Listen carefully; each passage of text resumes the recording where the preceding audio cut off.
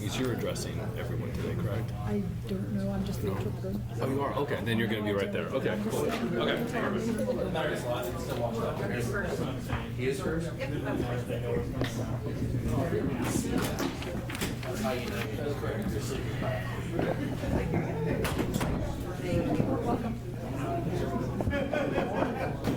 Oh, this morning it was, well, I was helping, no, I was helping trim the tree on my tree on my neighbor's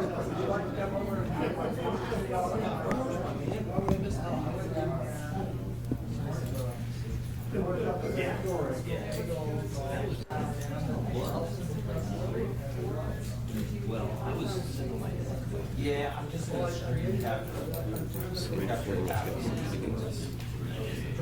Are you guys gonna post that shit?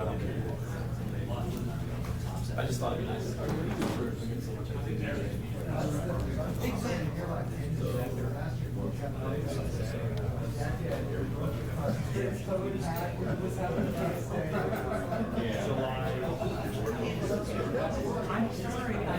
It's city communications form. It's not as personal. yeah, I'm already plugged into the, my buddies. Join the village. I need to see it. Do you mind just looking at the week? And then next one is, yeah.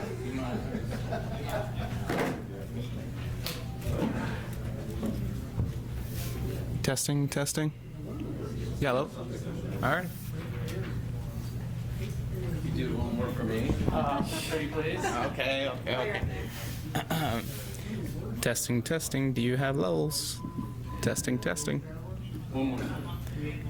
Testing 1, 2, 3. Do you have levels? Is that good? Yes. Okay. Thank you so much. Yep.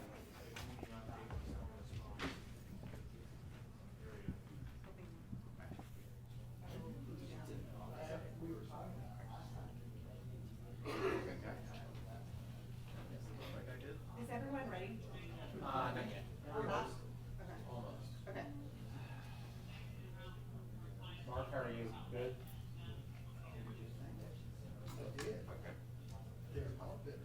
I know. Oh, yeah.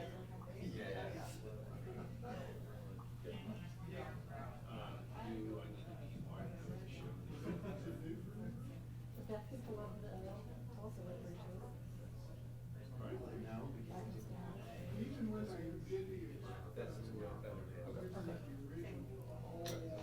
They've already called us and complained about this morning, so. Wasn't anybody here?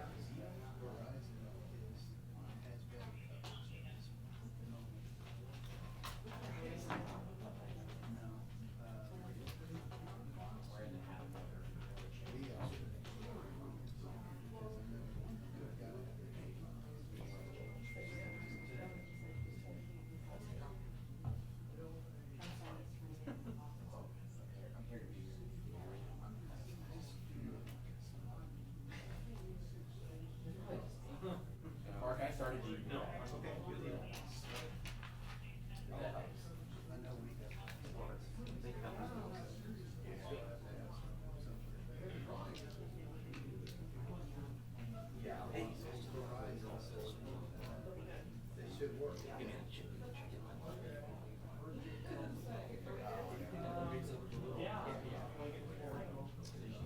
Honey, are you good? He's checking in his life. Okay. Did you have a mic test?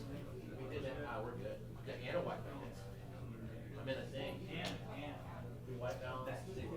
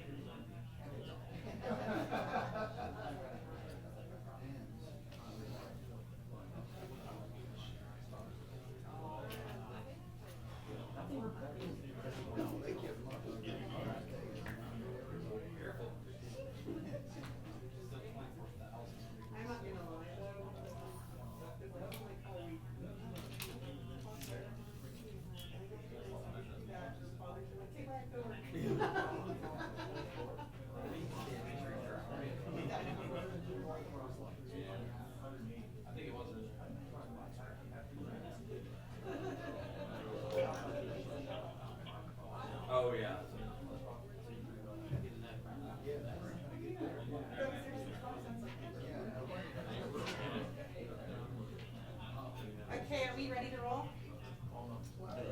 Mark, how are we okay? Yeah.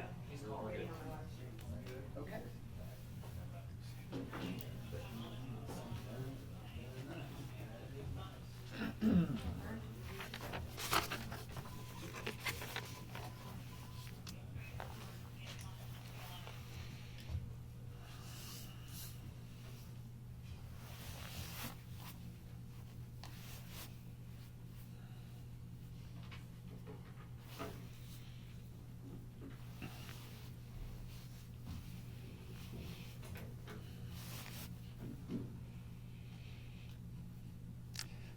Let me know when you guys are ready to go. We'll get started.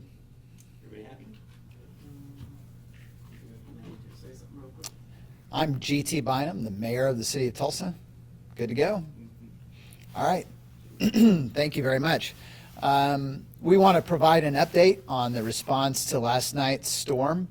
As we look and pivot from the first 24 hours of this response and look ahead to the next 24 hours, I think my number one request of Tulsans is if you can stay at home tonight, please do so.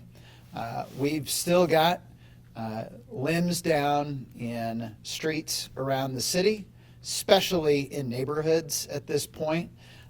We have hundreds of thousands of people and customers who do not have power, major parts of the city without electrification. We have power lines down around the city.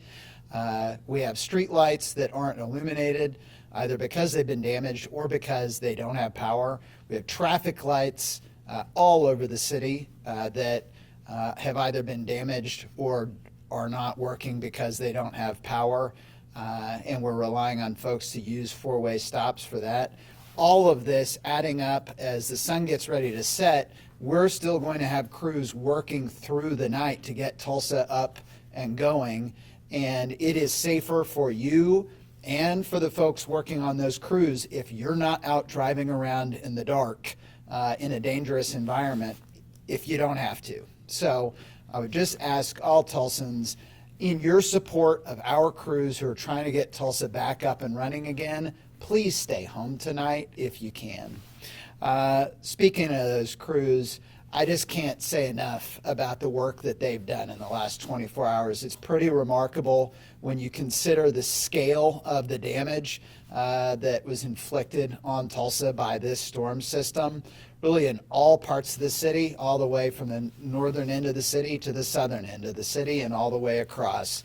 But as we hold this briefing this evening, all of our arterial streets, with 5 exceptions, have been cleared.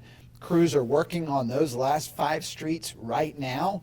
And then once they're done opening up those 5 areas, then they will pivot and start working on neighborhood streets moving forward and getting those cleared. But the pace at which they have worked across the city to get our street infrastructure reopened so people can get around has been really remarkable when you consider that they're not just dealing with trees, but they're dealing with power lines and other debris as well. And I can't thank them enough. I want to reiterate the importance for Tulsans of checking on your loved ones who are senior citizens or who have health concerns.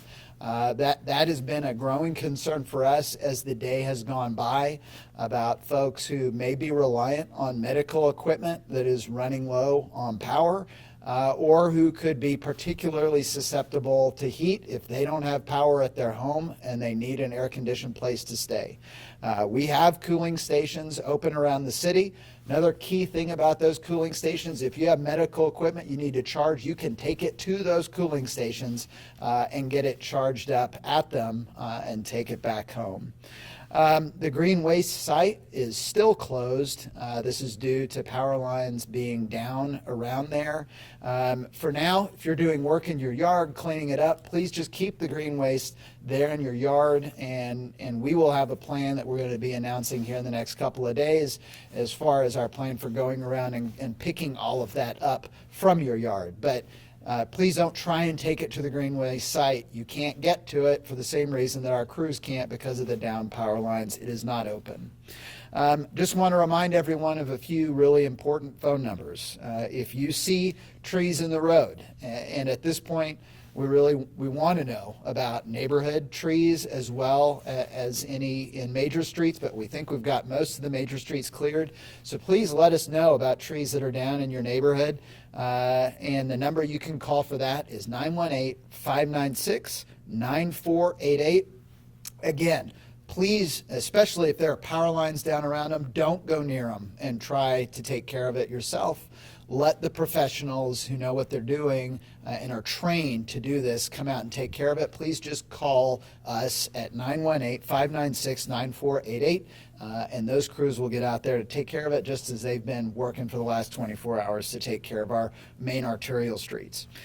We're seeing in a number of areas around the city water line and sewer line breaks because trees coming over have torn up lines that are near them.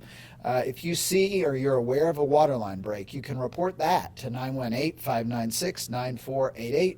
If you're aware of a sewer line break, you can report that at 918-586-6999. And if you smell gas, please get away from that area as quickly as you can and then call 911 to report that.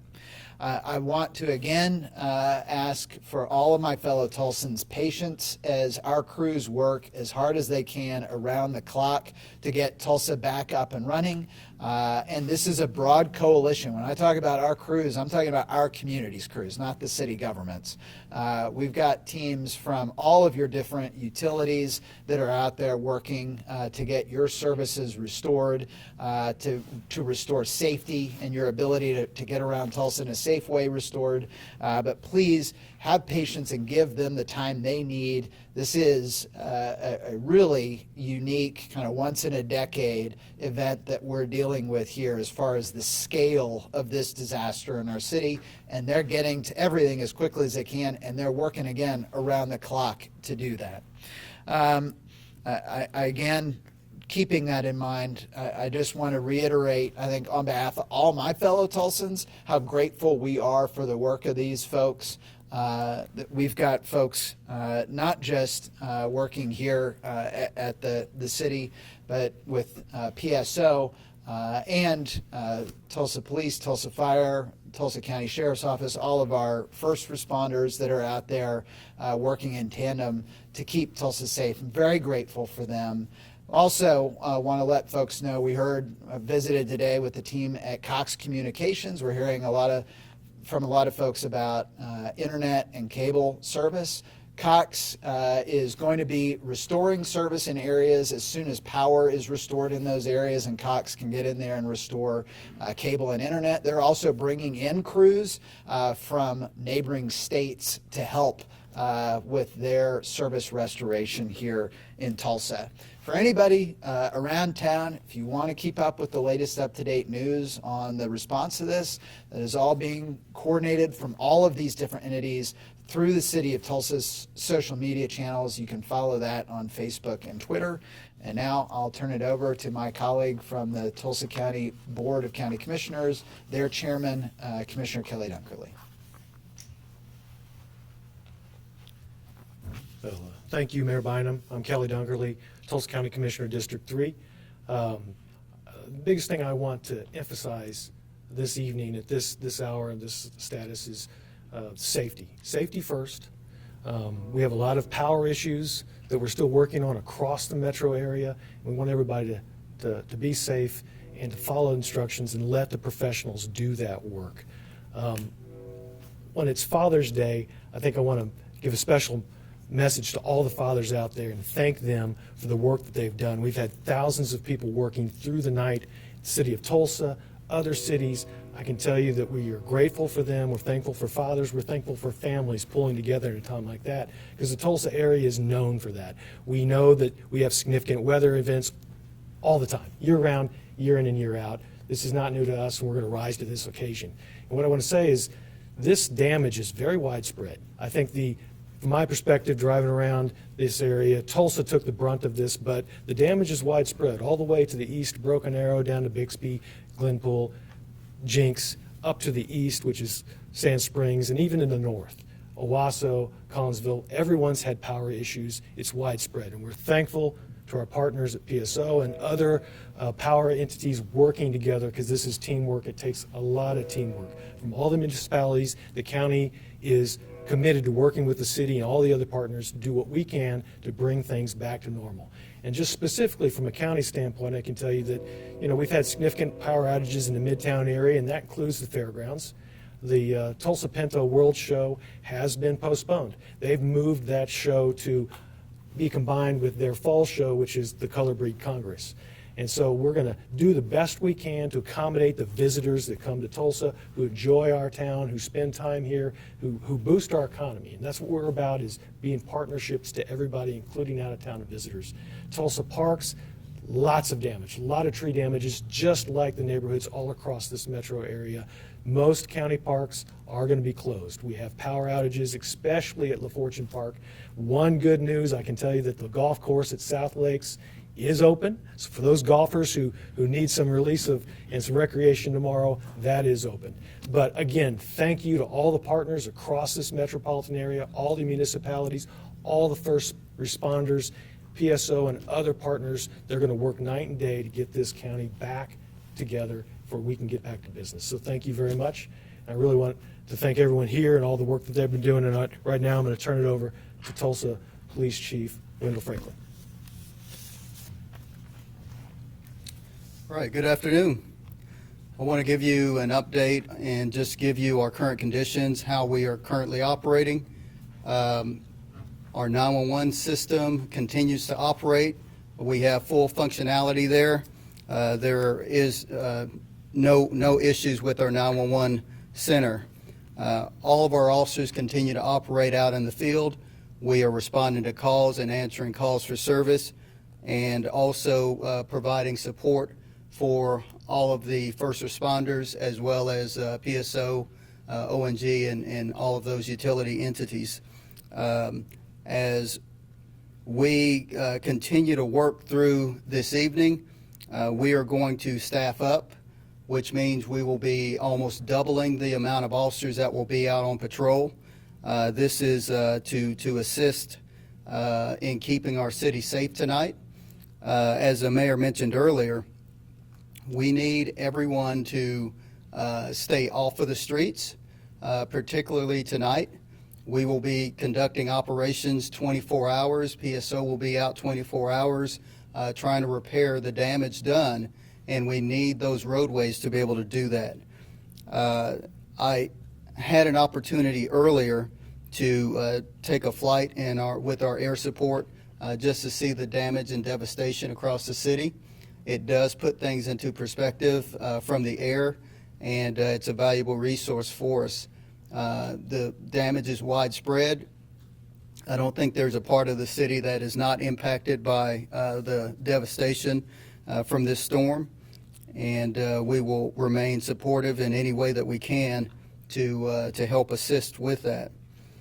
There is one issue that has arisen for us, and that is our municipal lockup. The municipal lockup is being staged down. We are diverting to Tulsa County Jail for any inmates that we have. We have moved those inmates over. The conditions in the municipal lockup right now are, we think temperatures are going to rise there. We don't have chiller units available to cool the air, so we are shutting that operation down for now. Let's see, I told you about us staffing up, and this is a holiday weekend. We need to be mindful of that. Majority of the people that we are staffing up with do not normally work today, these hours. And so for us to be able to contact them and for them to drop everything that they're doing and come into work just shows the dedication that each officer has for this city. So I appreciate all of the officers that are putting their lives on hold and putting away all of the shovels and chainsaws that they might be using to clear their own properties and come into work today. Again, we'll be continuing to patrol the area, and I also want everyone to know that the cell phone issue remains a problem within the city. Just because you can't get a hold of someone does not mean that the worst. The city is experiencing issues with cellular service on all of the platforms. But again, what I want you to leave you with is, if you don't have to be out on the road, do not be out on the roads today. Give the roads to first responders and to all of our utility workers so that we can, as quickly as possible, restore services. Remember, this is going to be a incident that's going to be long-standing, so that doesn't mean you're going to get power today. So we just need everyone to hang in there, and we hope, in the coming days that we'll return service as normal. I'm going to now turn it over to Fire Chief Michael Baker. Thank you, Chief. So I talked to you earlier today about the number of responses that the fire department has had. This is a high-risk operation for fire service personnel in that we have faced a significant number of structure fires. We're dealing with electrical issues, which are involving our residents and businesses. Additionally, natural gas leaks and lines and problems such as that are all creating hazards within our community. So the Tulsa Fire Department's been extremely busy. As of 3:30 this afternoon, we had made 857 calls since 11 p.m. last night. So significant high call volume. When I visited earlier today, we had in the 600s, and we ran 222 calls in 4 hours. So those are definitely high call volumes for us, and we continue to be busy. We had structure fire just a little while ago, and we continue to have those events. Medical emergencies continue to drive a lot of the response as well for both Tulsa Fire Department and EMSA. We are seeing folks that are out clearing debris. We had a fall from a tree earlier today. Remember chainsaw safety. If you're not used to operating a chainsaw, ensure that you can do so safely and have proper safety equipment as well. Power line reports of down lines and live wires are decreasing, but they are still a frequent response for the department this afternoon. One of the emerging issues that we have noted during the day today is related to our residents with their inability to maintain oxygen-based equipment. So if you need supplemental oxygen and are on a tank system or a concentrator or some kind of equipment that provides you with supplemental oxygen, those are generally recharged and supported by power. So if you need to charge, there is a shelter that is open, and you can go to that location for power to recharge your equipment. And I'll talk about that in a moment.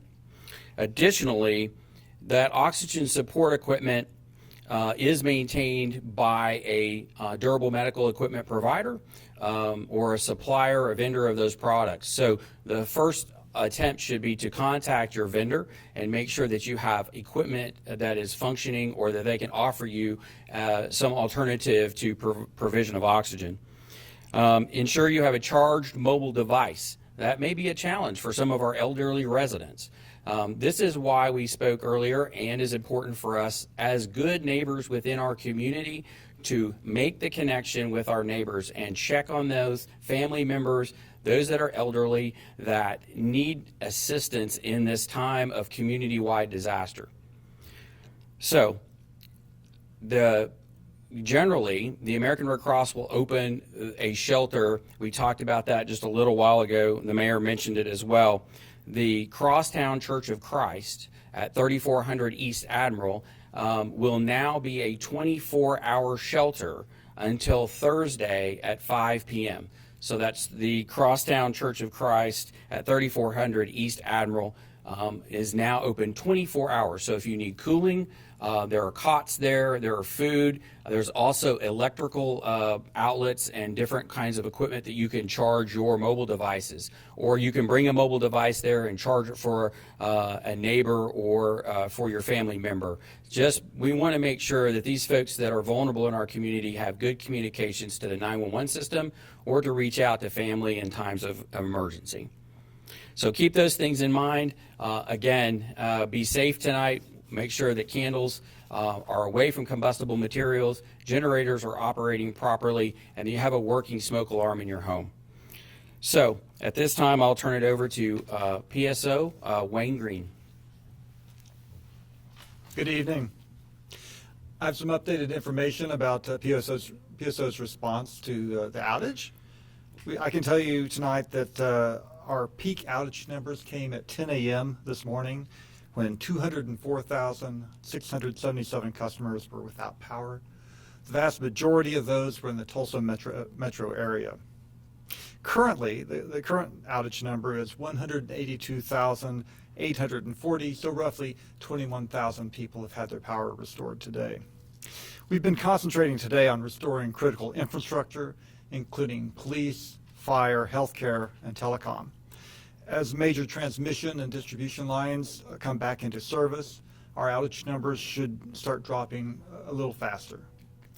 So we have commitments from more than 2,700 off-system people, line workers, forestry workers, support personnel, including crews coming from as far as New Jersey and Delaware.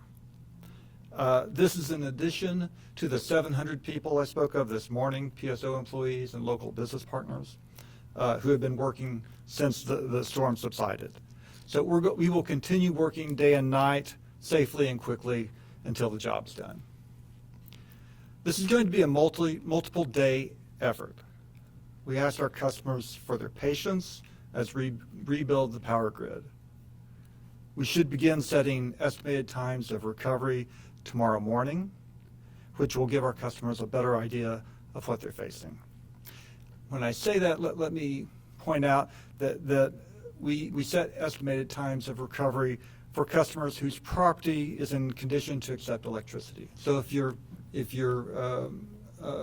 weatherhead's been torn off your building, don't expect that your power will be restored by the estimated time of recovery. That needs to be replaced by a qualified electrician. The mayor's comments made me realize that these linemen, the line workers, the forestry workers, the people out in the field are really heroes. They work in all sorts of foul weather, repairing the grid safely and quickly. They are what stands between us and the dark. I want to reiterate two safety messages that I mentioned this morning. If you see a downed power line, please treat it as if it's energized. Keep your family, your pets, and yourself away from it. It's a dangerous situation. Please let us know so that we can make sure that it is de-energized. The telephone number to call is 1-833-PSO-OUTG or 1-833-776-6884. Second, we ask that you not approach our crews when they're working in the field. Allow them to do their work safely and quickly, and we'll get through this just a little bit faster. Thank you. Now we'll open it up for questions. If you can, please address your question to a speaker, and our speakers will repeat the question. First question? I don't know which chief, but if I'm having one of those oxygen-related things, is it okay to call 911? If my oxygen is getting low, or what should I do if my device is going low? So the question is, if you are a person that is oxygen dependent and you're having problems with your oxygen equipment and it's creating a problem with your breathing, yes, of course, you should call 911 and receive assistance. I would rather come and send, a fire truck or an ambulance to your location to assess you and ensure that, we get your equipment set correctly rather than you suffer or continue to have an exacerbated medical emergency. So yes, exactly. Do you have any injuries I don't have any injury numbers as of right now, no. Quick question for Wayne, on the PSO side. Can you just talk about the vast amount of damage that was done to your system from, I mean, do we have any issues with generation, transmission, service lines, substations? Because on a big storm like this, it's not just the stuff we see on the side streets. Well, the big problems are with the transmission and distribution system, the lines that are all over littering our streets. The generation's not an issue for us right now. The scale of the damage is remarkable when you look at it. This does not look like a thunderstorm. This looks like an ice storm. This looks like just a giant front of extraordinarily strong winds came through and just ripped out the system. Can you talk a little bit about how your crews prioritize restoring service block by, from a 30,000 foot view down to block by block again? Sure. Our first priority are the critical infrastructures, the police, the fire, the healthcare, the things that are necessary to keep the community operating. Then simultaneously we're working on the transmission system, the big lines that carry the power from generators to substations, and our distribution system which takes the power from the substation to your home. You fix one transmission line, you re-energize it, and you can restore a lot of people to power at one moment. And then as the response rolls along, we will be turning to those smaller outages of 3 and 4 people, perhaps sometimes even as few as one customer. Wayne, can you talk about, even if I have power, we've got sagging lines, poles laning, do you want us to report that to you? How are you handling it? Yes, please. Call our customer service people, and I'll repeat the number. 1-833-776-8664. Let them know that there's a hazard out there, so that they can put it on the list of things to respond to. Is the risk of still coming down? There are still branches hanging in trees that will fall as time goes on, and they might take down more lines. Sure. Wayne, any idea what percentage of your infrastructure has been taken out? I'm sorry, I don't know the answer to that question. Chief, do you know how many prisoners Chief Franklin, about how many prisoners were transferred from the city jail to the county? Yeah, the question was how many prisoners were transferred from the city jail to the county, and that number is 11. Any other questions for Chief? Or anybody else? I don't know if I should ask the mayor or the commissioner about this, but the last time we had this much green waste, we dumped it in Chandler Park. And the county just spent hundreds of thousands of dollars cleaning that up, and I imagine the plan's gonna be better than what it was back during that ice storm. Is that right? We've been discussing that. So the question was, is the green waste cleanup going to look like it has before, where it's been dumped at different parks? I think the example you're using was at Chandler Park. A lot of folks were here during the ice storm will remember that happening at Johnson Park. The discussion we've had today is no, there will not be dumping at parks, but we want to have a coordinated response. We have a green waste facility that can handle the drop-offs in a coordinated way, but we've got to get access to it, and we don't have that right now because of the power lines that are down around it. So we do not foresee utilizing parks as a dumping space for green waste like you might have seen in previous examples. That can create a lot of other public safety challenges and hazards by doing that, so we don't want to do that this time around. We believe we can coordinate it and get it to the green waste site. Are you still doing garbage service tomorrow? I'm so glad you asked that. So glad you asked that question, because I forgot to say this earlier. Question was, are we doing garbage service? Yes. Refuse and recycling service from the city will run tomorrow as scheduled. If trucks can't reach your home because of down limbs or lines, then obviously they won't be picking up your trash and recycling, but they will be out and running their normal routes tomorrow as scheduled Bulky waste, we have put on pause for the week so that those crews can stay focused on the broader cleanup response. But refuse and recycling will be running this week. So, Mayor, you mentioned earlier that there was quite a bit of damage to the convention center roof. Are there any other, like, major damage to city or county buildings? And that's probably the county commissioners, but. Well, so the question was, what kind of damage are we seeing to city facilities around the community? We are aware the convention center roof sustained significant damage, and there has been some leakage into the building. Fortunately, not into one of the brand new ballrooms that the taxpayers just built, but to some older parts of the building that we're securing. And so that'll be something that we have to look at to assess how we can secure that building moving forward. From a timing standpoint, it's actually good that replacing the roof on that building is on the Improve Our Tulsa program that voters will have the opportunity to vote on August 8th. We just didn't think it would be such a dire situation when the council and I put that on the ballot. I would say from a scale standpoint, that's probably the one site that we're aware of right now that sustained the most damage.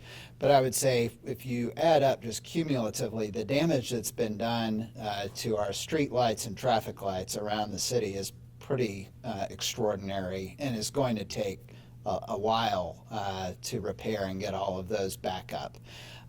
One thing I want to assure the citizens of, though, that we have a team that is well-versed in dealing with disaster responses and in documenting these expenses so that we can qualify for federal reimbursement if that is approved by the governor and FEMA. Also, the city council and I, something we did not have when the ice storm hit back in 2007, but that the city council and I have built up over the last 16 years is an emergency operating reserve that is equivalent to 10% of the city's general fund that is specifically there for disaster response and to help us respond to situations exactly like this. So we're confident that we have the funding. It's really, as much as anything, it's a matter of time and personnel to do all the work that's going to be required to do. The immediate first thing is get the power back on and get everyone's utilities in order. But there's going to be a long-term cleanup response. And I heard from both Chief Franklin and other members of our team who went out today in the helicopter to look around. I think there's a tremendous amount of roof damage around town that maybe a lot of, especially at commercial facilities, that people may not even realize has happened yet. And it is going to be an unpleasant surprise when they get to work on Tuesday.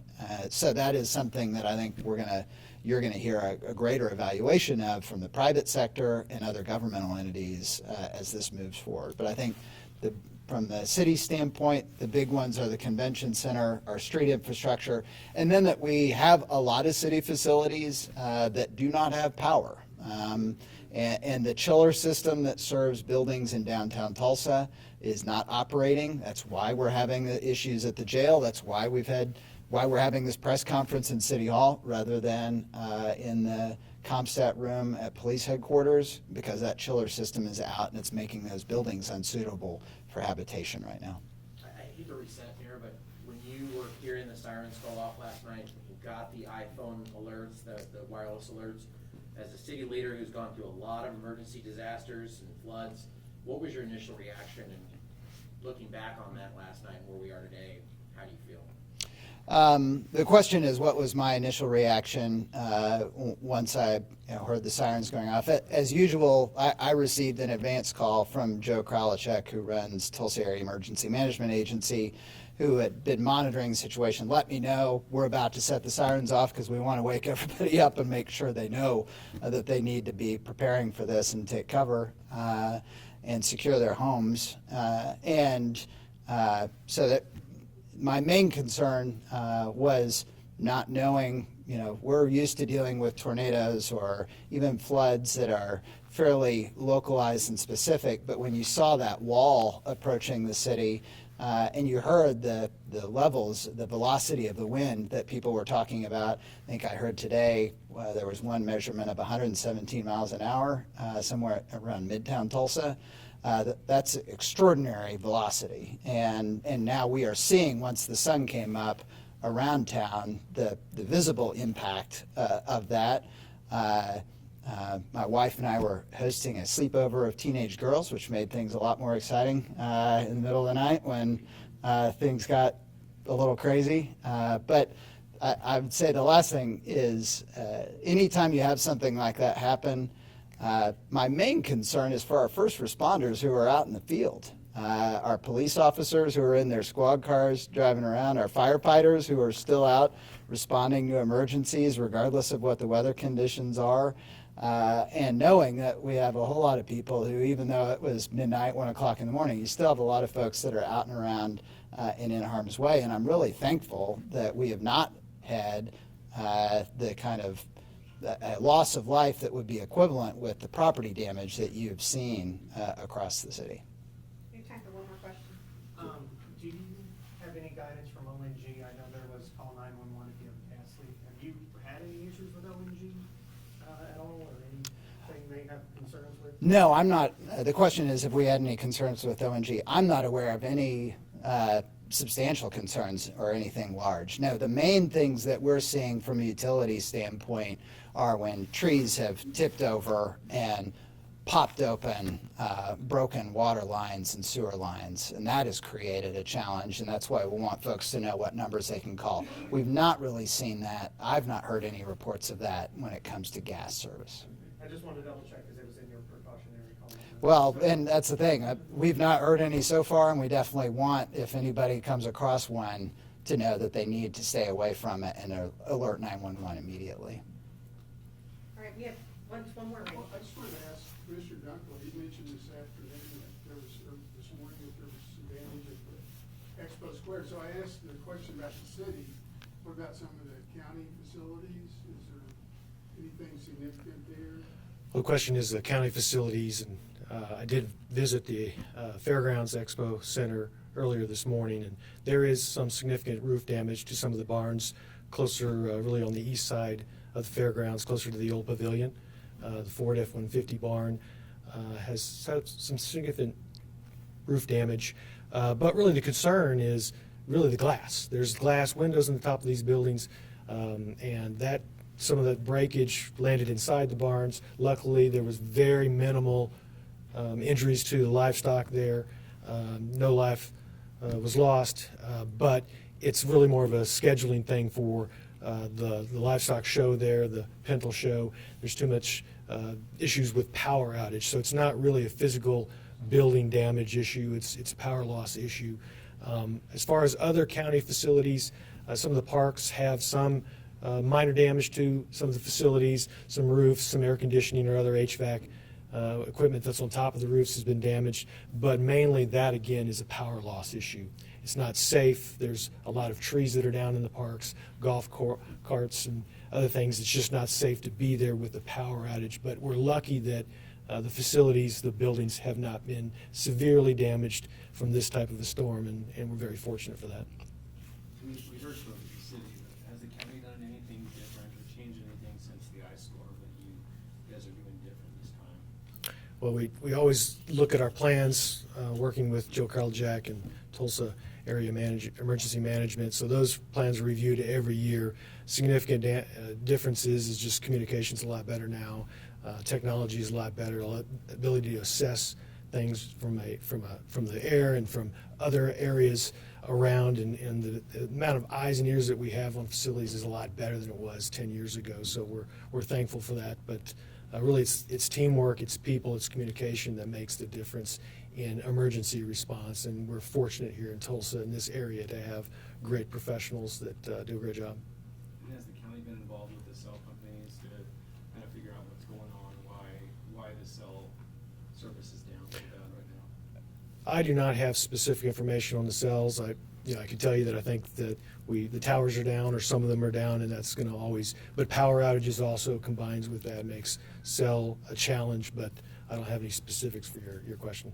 That's all the time we have. I actually do have one thing on that, because I think and I didn't think about this to your question earlier, but it's one of the things that has made this response unique versus other ones that I've been involved with.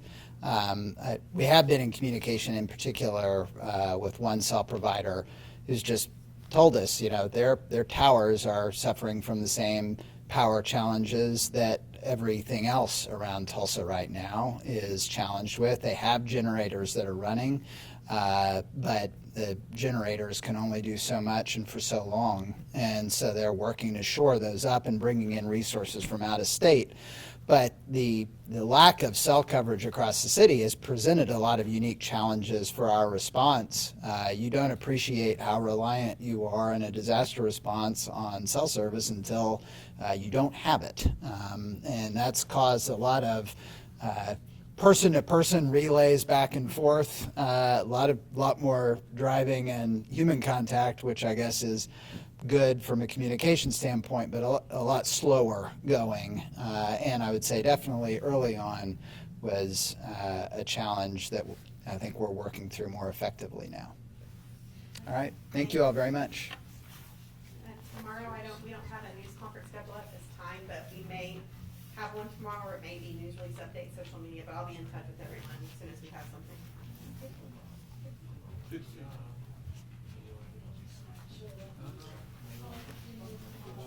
Yeah.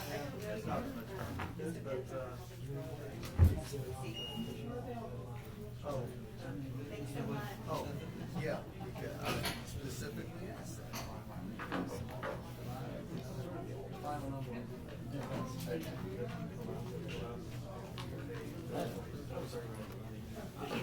Because you see her down there. Oh. Powerful people, and that's what they're. I've got my guys here. Oh, really? Yeah. Fantastic. Thank you. Awesome. Good. Now I won't be filling in like I.